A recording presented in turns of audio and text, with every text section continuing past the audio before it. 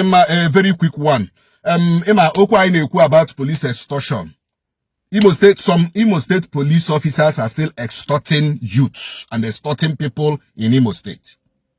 Let me remind you that one of the reasons the police Jimema arrest last year was that we are planning to hold a protest for 3 days because of police extortion and the police brutality in Imo State.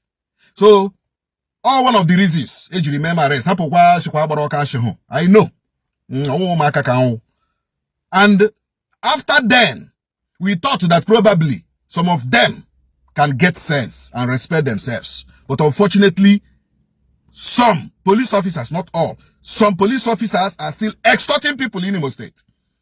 Going through phones, going through laptops, check phone matter, check balance matter.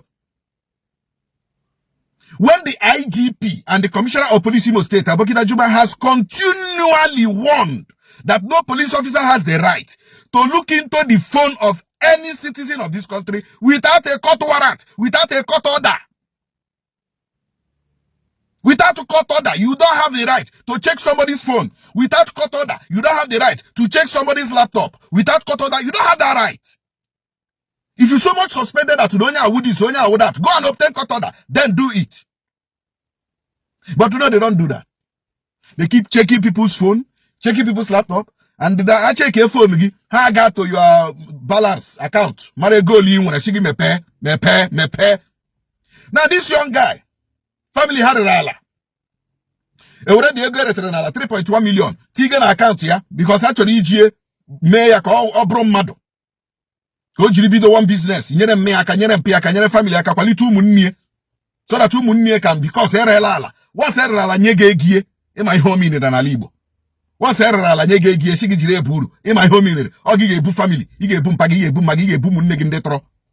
Now this young guy ka erelala tiye.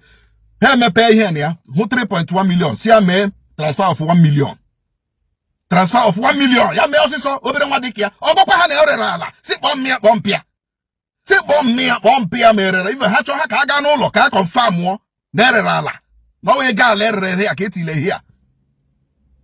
I'm telling you, I drag you the 1 million from 1 million to 500,000. The boy may transfer 500 here with account to transfer. So I'm pasting it here now.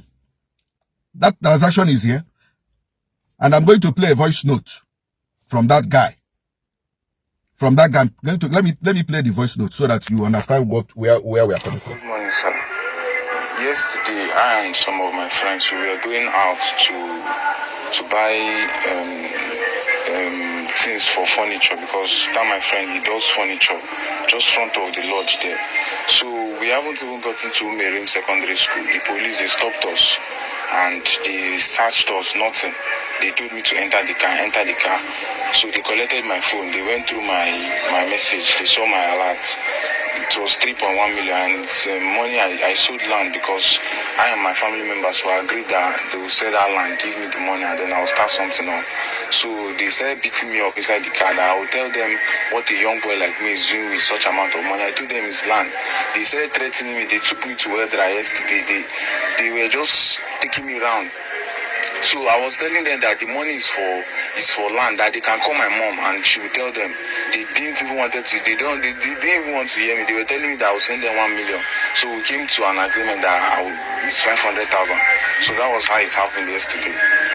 Okay, which means Umuerim should be around naked, the pulley naked side, right? So I have forwarded this to the commander in charge of behavior in the police, and also to the commissioner of police. So we are tracking Kamata Bonkwem Ndeberaiha. Amahum Moga Kwandi Hiagwa police station. No one can Rundi Hiagwa police station Meredestin. Ndi Hiagwa police station. So they like they don't recall Meredestin. But they want to track these people. But you royal police is so napunga 500,000 egala alaga kubugi. You royal police is so napunga. This young guy family bokatraka rale enwere. Alan bichie reye gishini gega nana ha 500,000 by force alaga kubugi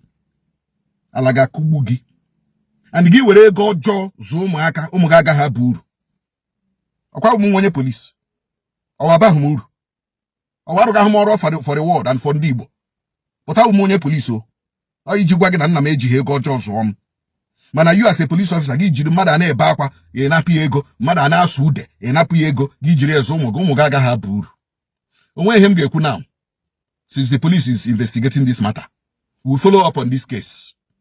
Thank you.